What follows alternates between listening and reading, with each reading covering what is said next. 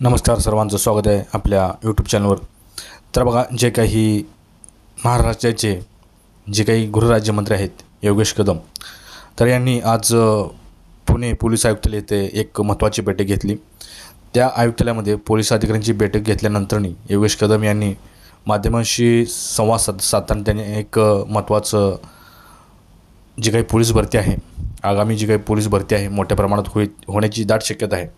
कारण बघा, अख्ख्या या पुणे सिटीमध्ये कमीत कमी जी काही जागा आहेत त्या जागा जशी की 2018ला जी काही मोठ्या प्रमाणात भरती झाली होती, त्याप्रमाणे जी काय जागा मोठ्या प्रमाणात निघाल्या होत्या त्याच प्रमाणात सध्या त्यांनी बैठकीमध्ये म्हटलेलं आहे की पुणे पोलीस दलामध्ये 850 नव्या जागा भरल्या जातील असं त्यांनी म्हटलेलं आहे।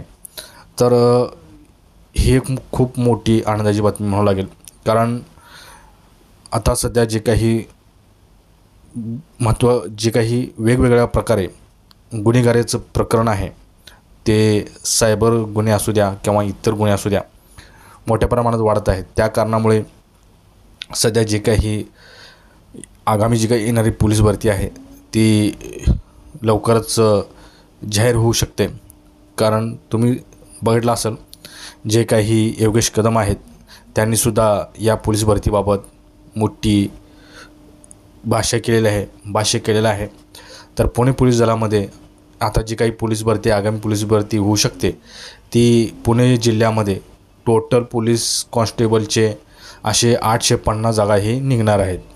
आणि महत्त्वाचं म्हणजे बघा, जी पोलीस भरती कधी निघू शकते, तर जे काही फेब्रुवारीचा पहिला आठवडा आहे किंवा एंडिंग आहे, तर ह्या कालावधीमध्ये एक पोलीस भरती जाहिरात येऊ शकते मित्रांनो।